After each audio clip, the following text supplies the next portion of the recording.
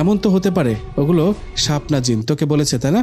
তাহলে যাই, আবারও ওদের কাছে গিয়ে বলি, জিন বাবা আমাকে একটা পরীর সাথে প্রেম করিয়ে দিন, যাই। ভালো মজা করতে পারিস।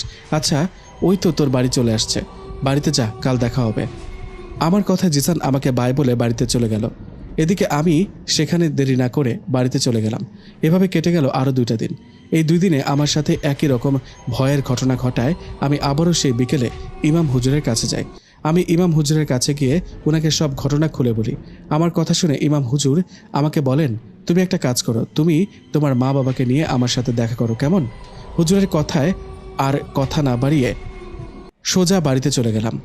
আর অনেক অনুরোধ করে মা বাবাকে রাজি করিয়ে সে ইমাম হুজুরের কাছে নিয়ে আসলাম। আমি, মা বাবার সবাই হুজুরের বাড়িতে। আমরা সেখানে যাওয়ায় হুজুর বাবাকে উদ্দেশ্য করে বললেন, আপনি ওর বাবা? হ্যাঁ হুজুর, আমরাই ওর বাবা মা। আপনারা কি জানেন আপনাদের ছেলের পরিস্থিতি ভালো না, ও দিন দিন মৃত্যুর মুখে ঢলে পড়ছে। কি বলেন হুজুর, কিন্তু কেন? আপনার ছেলেকে তো আমি আগেও বলেছি ওর ওপর কালো জাদু করা হয়েছে, ওকে আপনাদের বলেনি?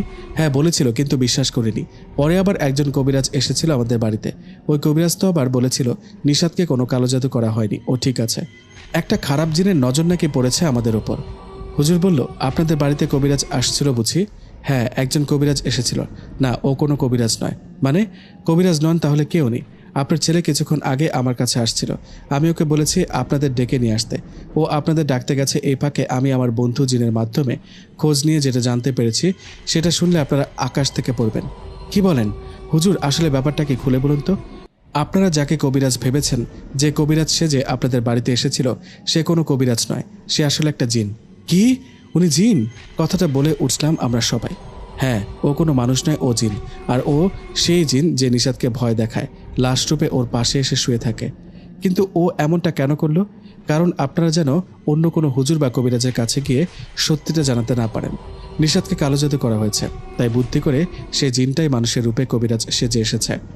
আপনাদের আগেও বলেছি, এখনও বলি, নিশাদের অবস্থা ভালো না। ওই পিশাচ জিনটাকে চুক্তি করে পাঠানো হয়েছে, ও ওর কাজ করেই ছাড়বে। চুক্তি মানে? এটা তো বুঝলাম না। চুক্তি মানে ধরুন আমি আপনাকে টাকা দিলাম আর বললাম একজনকে মেরে ফেলতে, আপনি টাকার বিনিময়ে ওকে মেরে ফেললেন, বিষয়টা তেমনই। যে কালো জাদু করেছে সে কোনো খারাপ তান্ত্রিককে টাকা দিয়েছে, এখন সেই তান্ত্রিক ছাগল বা গরু বলি দিয়ে একটা খারাপ জিনকে চুক্তি করেছে। জিনটা সে ছাগল বা গরুটা খাবে, আর তান্ত্রিক যা বলবে তাই করবে। এখন নিশাদের ওপর ওই খারাপ জিনটাকে চালান করা হয়েছে। ওই জিন নিশাদকে না মেরে যাবে না।